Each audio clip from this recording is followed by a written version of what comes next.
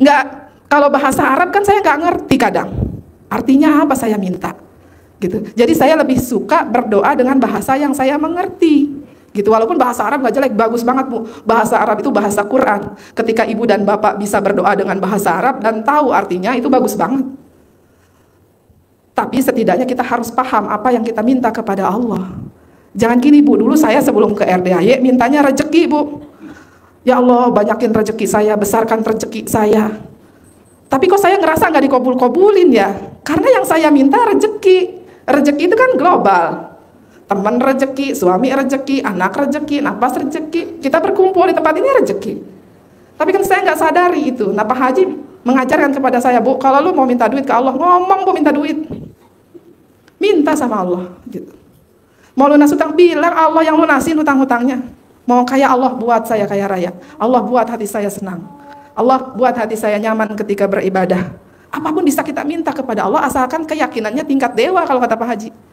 Assalamualaikum warahmatullahi wabarakatuh. Selamat datang di Ruang Testimoni. Tempatnya testimoni orang-orang sukses pastinya. Dan tidak banyak basa-basi lagi, mari kita simak video berikut ini.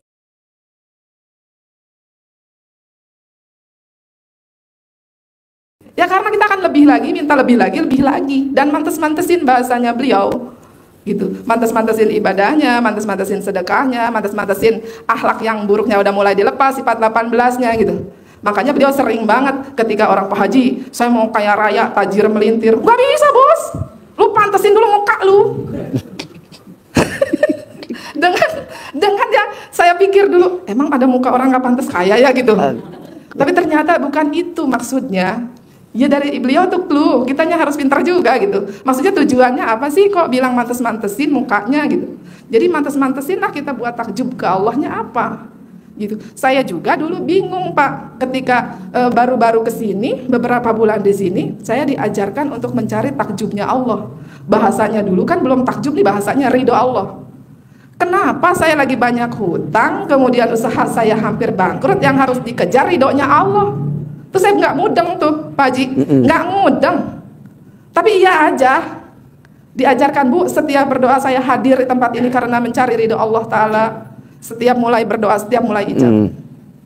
Jadi saya kalau mulai ijab nih, berdiri, nah itu saya akan bilang seperti itu. Akan berdoa kepada Allah, Allah, saya hadir di tempat ini, saya berdoa di tempat ini, hanya untuk ridhomu semata. Padahal nggak ngerti. Kenapa nih banyak utang, kok yang disuruh dicari ridhonya Allah, takjubnya Allah gitu. Nggak mudeng, tapi jalanin gitu. Jalanin aja dulu hal-hal yang nggak masuk akal dari guru kita ini, tapi ketika sudah dijalani saya tahu maksudnya. Setelah saya ketemu dengan ilmunya, oh paham saya, oh berarti memang ini harus begini. Jadi nggak ada tuh ancang-ancang berhenti sholat Pak. Dulu ada, oh gue kayak gue berhenti sholat. karena meng-mengan gitu, karena ngerasa terlalu berat. Bayangin aja Pak, bangun jam 00, kemudian senyum 41 kali, kemudian mandi, setelah mandi tahajud, setelah tahajud baca Quran gitu. Lalu siang kita harus ditambah lagi dengan ibadah yang lainnya, ya duha, ya alhamdulillah, beribu-ribu kali kita harus baca, dipaksain. Dulu lagi belajar gimana? Ya sama, ngerasa penuh, kayaknya gue gak sanggup deh. Kayaknya gak sanggup deh. Kapan saya tidur? Kapan saya istirahat? Saya ngerasa saya juga nggak sanggup gitu. Sekarang banyak nih mungkin dari ibu dan bapak, banyak juga yang ngerasa seperti saya. Oh saya nggak sanggup karena sakit A. Oh karena saya nggak sanggup pekerjaan saya, pekerjaan berat siang harinya. Semuanya akan mudah setelah kita jalani Bu, Pak. Makanya jangan komplain dulu, jalani aja dulu. Gitu. Jangan Pak Haji nggak bisa nih, berat nih. Gitu. Tapi kalau sudah dilatih pelan-pelan itu pasti bisa. Gitu. Memang luar biasa sih ngaji 12 itu kan luar biasa. Tapi maksud Pak Haji bukan hari pertama dilalap 12 juz, dimakan semua 12 juz, hari kedua, hari ketiga pingsan. Gitu. Nah maksudnya beliau dilatih. Malam ini dapat berapa juz nih? Dapat 1, besok mungkin 2, besok 3. Yang biasanya ibu bapak 1 tahun sekali hatamnya bisa diperbanyak tuh. Hatamnya bisa sampai mungkin 5 kali, 6 kali, 10 kali, dan mungkin tidak mustahil hatamnya itu 3 hari sekali. Gitu. Tepuk tangan dulu dong. Katamnya 3 hari sekali. Alhamdulillah, jadi latihan.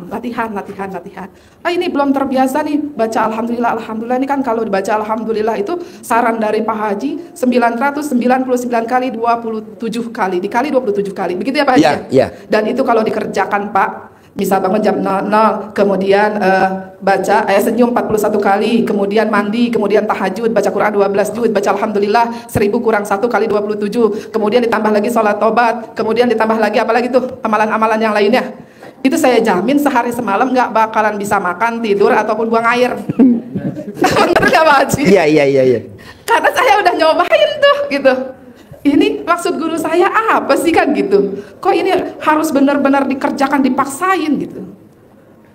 Jadi intinya Pak, karena ayatnya kata Allah, kuciptakan jin dan manusia hanya untuk beribadah kepadaku. Nah, jadi isinya ibadah aja gitu.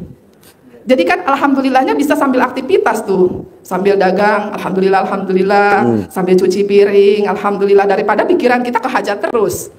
Gitu kan, daripada pikiran kita ke utang terus, daripada tambah stres, mendingan alhamdulillah ngelancarin rizki kan gitu. Sambil nganter anak sekolah, jangan ngegibah, jadinya alhamdulillah yang dibaca kan enak ya. Ini enggak, ada teman nyamperin gibah dulu. Tuh mak-mak tuh penyakitnya. Misalnya diam nih kayak saya nih, udah ada diam di rumah nih, udah nggak pernah kemana-mana, pokoknya diam saja di rumah karena perintahnya beliau begitu. Udah Ibu, lu kerjain aja ibadah, nggak usah kemana-mana, diam, nggak usah usaha, diam. Tapi saya sampai saya sampaikan, Pak Haji, usaha lagi boleh nggak? Udah lu ibadah aja, gitu. Tapi penyakitnya suka ada yang nyamperin Bu, nyamperin Pak Haji, ngajakin gibah, gitu. Nah itu kadang-kadang kita suka kebawa tuh, gitu. Gimana supaya itu tidak terus-terusan? Nah itu ada dendanya. Dendanya apa tadi? Sholat, taubat. Jadi itu memang sudah saya dawamkan tuh. Ketika saya salah, walaupun tidak se-ekstrim Pak Haji yang sekarang sarankan nih, satu kesalahan itu 10, tapi saya setiap melanggar pasti sholat tobat. Karena ngeri. Apalagi ucapan kita itu kadang suka sembarangan gitu kan. Gitu kan. Jadi setiap melanggar nih, kesel sama anak, udah sholat tobat. Kesel nih sama ada kejadian apa nih, gimana kita mengendalikan emosi kita nih, udah sholat tobat aja. Yang tadinya saya, kalau suami saya misalnya bikin saya jengkel, pernah nih kemarin kejadian nih, saya sakit, perut saya sakit, jadi saya bawa jalan aja sakit tuh perut saya. Nah akhirnya saya dari pagi sampai sore saya di tempat tidur aja, di tempat tidur nggak ngapa-ngapain, cuman turun sholat, tidur lagi, kayak gitu. Terus suami saya dari toko udah capek mungkin, terus lapar, ngelihat istrinya lagi tidur, yang ada emosi kan, ngomel lah beliau.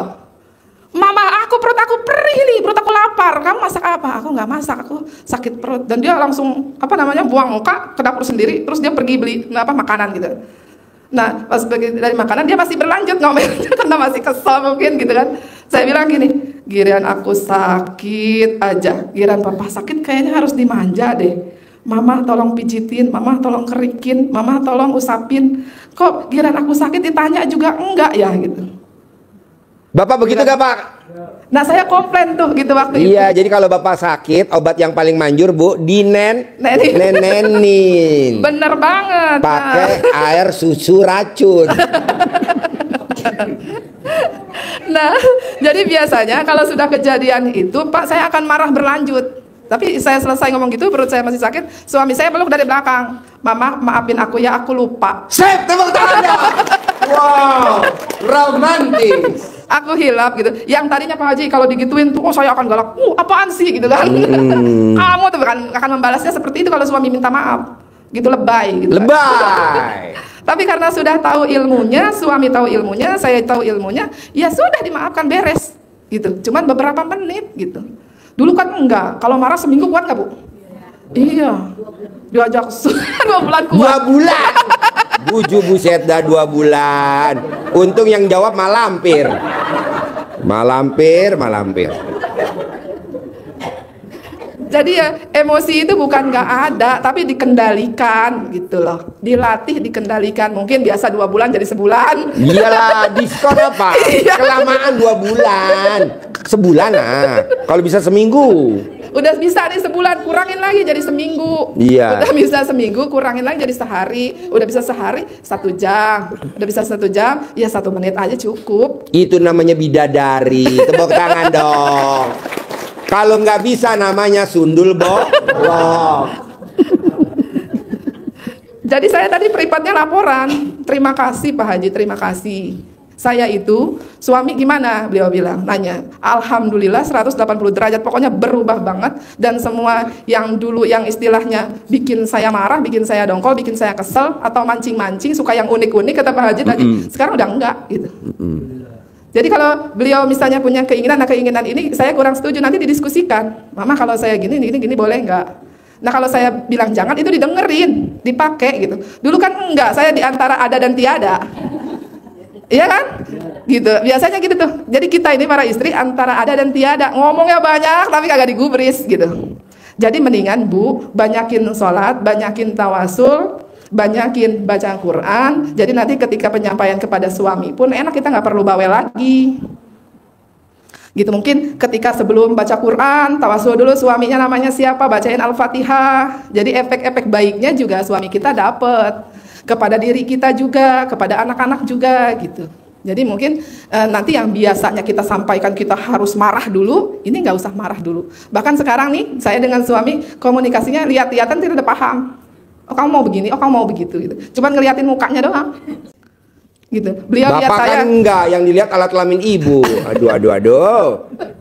Kalau itu jamnya khusus Pak Haji. Oh jamnya khusus, ya. Jamnya khusus, ada tempat dan waktu. Ya. Gitu mungkin bisa mungkin nanti dipraktekkan, dicontek baik-baiknya. Mungkin yang buruk-buruknya dari saya, kesalahannya dari saya nggak usah dilihat. Karena ya memang itulah manusia. Kita tetap berusaha menghilangkan sifat 18 tadi. Kita berusaha meningkatkan keimanan kita kepada Allah. Nah tadi juga ada yang bertanya gimana Bu, ketika ibu khawatir takut suami diambil orang. Ada juga yang bilang tanya gimana caranya mengendalikan diri supaya si hati ini nggak takut suami diambil orang. Saya bilang gitu, ya karena hidup saya bukan buat suami saya. Hidup saya untuk Allah Ta'ala dan suami saya milik Allah gitu. Dan kalau saya mau suami saya tetap setia, ya gampang tinggal minta aja Allah buat suami saya setia kepada saya. Gitu. Buat suami saya romantis kepada saya. Bu, saya tuh kalau berdoa begitu Bu. Nggak, kalau bahasa Arab kan saya nggak ngerti kadang. Artinya apa saya minta gitu. Jadi saya lebih suka berdoa dengan bahasa yang saya mengerti gitu. Walaupun bahasa Arab gak jelek, bagus banget Bu. Bahasa Arab itu bahasa Quran. Ketika ibu dan bapak bisa berdoa dengan bahasa Arab dan tahu artinya, itu bagus banget. Tapi setidaknya kita harus paham apa yang kita minta kepada Allah. Jangan gini Bu, dulu saya sebelum ke RDAY mintanya rezeki Bu. Ya Allah banyakin rezeki saya, besarkan rezeki saya. Tapi kok saya ngerasa nggak dikabul-kabulin ya? Karena yang saya minta rezeki. Rezeki itu kan global. Teman rezeki, suami rezeki, anak rezeki, nafas rezeki. Kita berkumpul di tempat ini rezeki. Tapi kan saya nggak sadari itu. Nah Pak Haji mengajarkan kepada saya, Bu, kalau lu mau minta duit ke Allah, ngomong Bu minta duit. Minta sama Allah. Gitu. Mau lunas hutang, bilang Allah yang lunasin hutang-hutangnya. Mau kaya Allah, buat saya kaya raya. Allah buat hati saya senang. Allah buat hati saya nyaman ketika beribadah. Apapun bisa kita minta kepada Allah asalkan keyakinannya tingkat dewa kalau kata Pak Haji.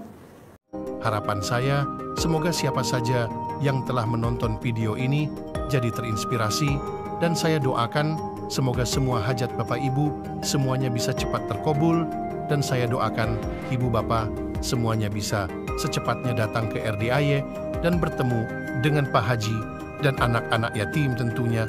Amin amin ya rabbal alamin. Assalamualaikum warahmatullahi wabarakatuh.